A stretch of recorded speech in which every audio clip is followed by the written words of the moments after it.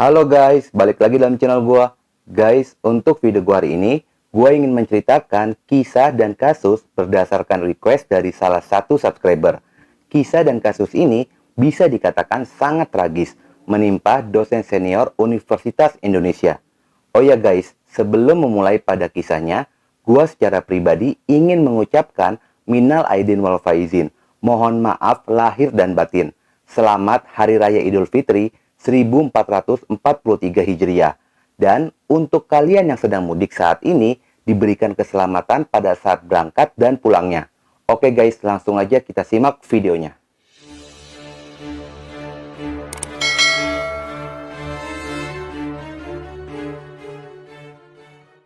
Seorang wanita yang dikenal mandiri, disiplin, hemat, dan sederhana ini bernama Suwanji Siswo Raharjo, berusia 73 tahun pada saat itu.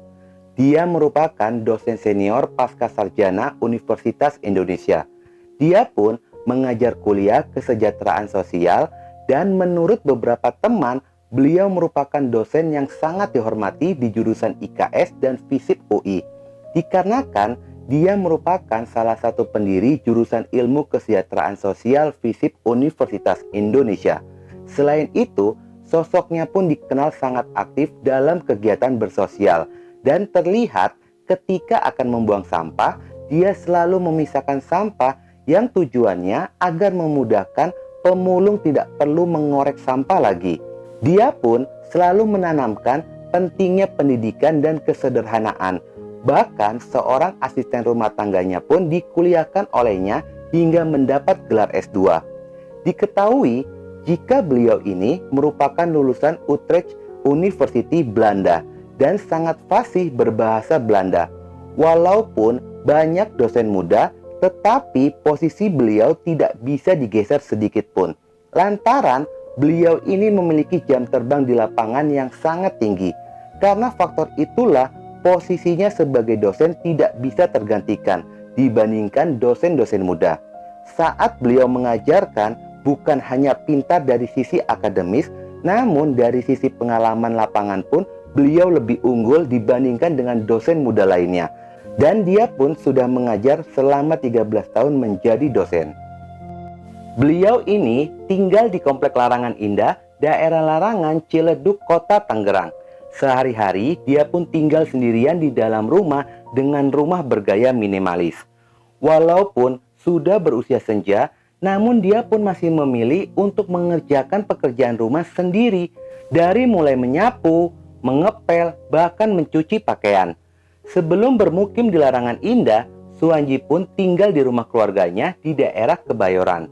Tetapi dia merasa tidak enak, bahkan sudah berniat untuk tinggal di panti jompo agar tidak merepotkan keluarga. Namun dihalangi oleh keluarga, sehingga dia pun membangun rumah di Komplek Larangan Indah. Pada hari Kamis, tanggal 12 April 2012, Suwanji bersama dengan Arif Wibowo baru saja pulang dari Yogyakarta. Seorang pria yang menjadi asisten Suwanji di kampus Universitas Indonesia selama 8 tahun. Keesokan harinya, tepatnya hari Jumat, Arif pun menelpon Suwanji, namun tidak ada respon dari ponselnya. Dan sejak hari itu, Suwanji tidak pernah ada kabar. Dan ketika pada hari Sabtunya, tanggal 14 April 2012, adiknya bernama Liberty berkali-kali menghubungi ponsel kakaknya. Namun masih saja tidak ada respon. Mereka awalnya mau bersama-sama pergi ke acara nikahan tetangga yang kebetulan kakak beradik ini tinggal dalam satu komplek.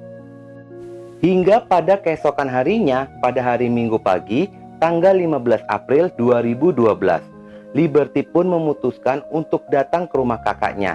Setibanya di sana, kecurigaan dia pun muncul ketika melihat pintu pagar dalam kondisi terbuka. Dan kecurigaannya pun bertambah ketika melihat pintu rumah juga dalam posisi terbuka. Semakin kuat jika telah terjadi sesuatu. Terlebih ketika dipanggil-panggil namun tidak ada jawaban dari dalam rumah. Liberty perlahan-lahan melangkahkan kakinya sambil dipenuhi ekspresi tanda tanya yang besar di dalam hatinya. Namun, langkahnya pun terhenti di depan pintu rumah sambil mengamati ke arah ruang tamu. Dikarenakan dia takut, dia pun segera memanggil tetangga untuk menemaninya masuk ke dalam rumah. Saat itu, mereka bersama-sama masuk ke dalam rumah. Dan saat dibuka pintu kamar, terlihatlah jika Suanji sudah terbujur kaku tidak bernyawa dengan kondisi kamar yang sangat berantakan. Kejadian ini pun segera dilaporkan kepada pihak kepolisian.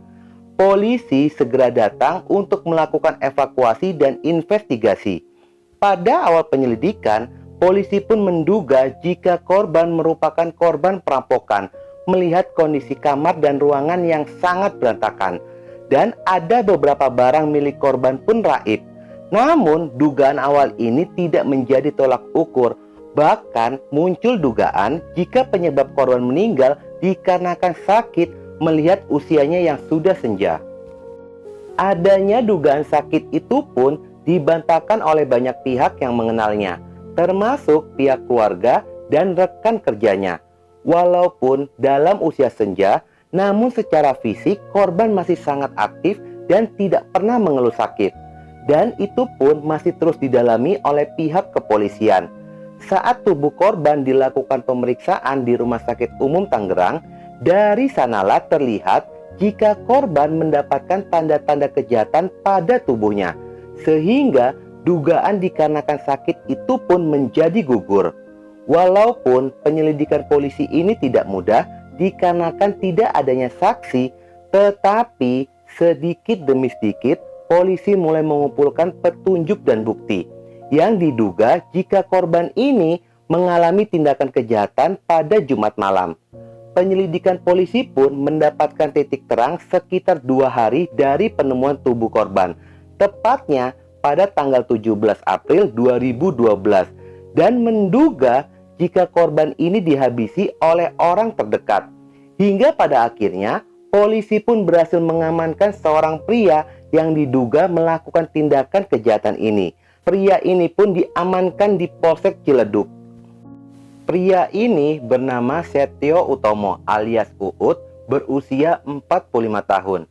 Pelaku merupakan keponakan dari korban, anak dari kakak tertuanya korban.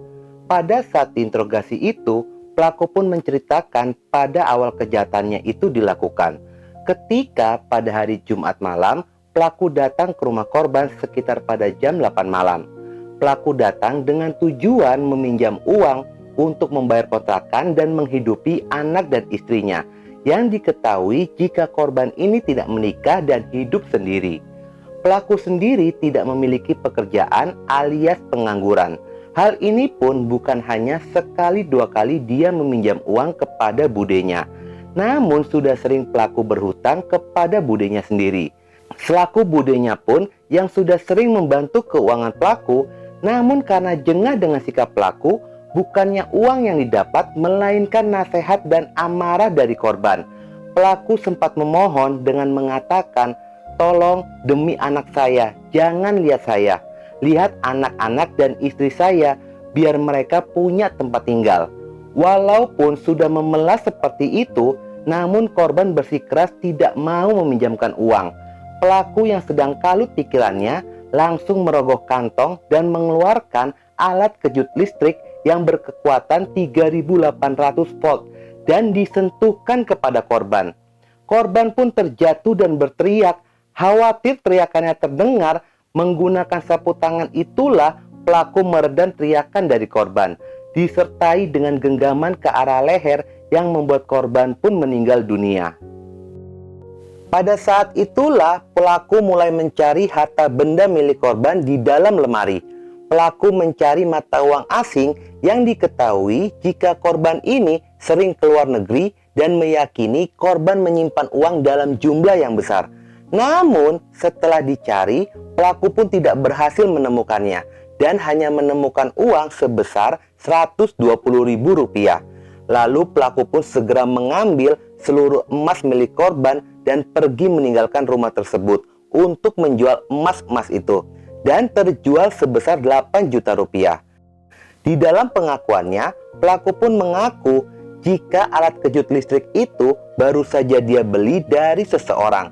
Niatnya akan dihadiahkan untuk istrinya untuk berjaga-jaga, karena pelaku ini sering pulang larut malam.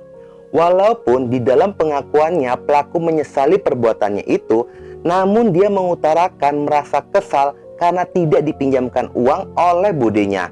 Kebaikan yang dilakukan oleh korban selama ini yang telah membantu keuangannya hilang semua pada malam itu. Wajar saja jika korban merasa kesal. Mungkin pelaku ini benalu yang hanya bisa menggantungkan hidup kepada orang lain. Tujuan korban jika menasihati atau memarahi pelaku sangatlah wajar melihat usia korban yang sudah senja, sudah seperti orang tuanya. Dan gua yakin korban pun memiliki tujuan yang baik kepada pelaku agar tidak menggantungkan hidup kepada orang lain. Oke guys, sekian dulu video gua hari ini. Dan jangan lupa ikuti terus video gua. Oke?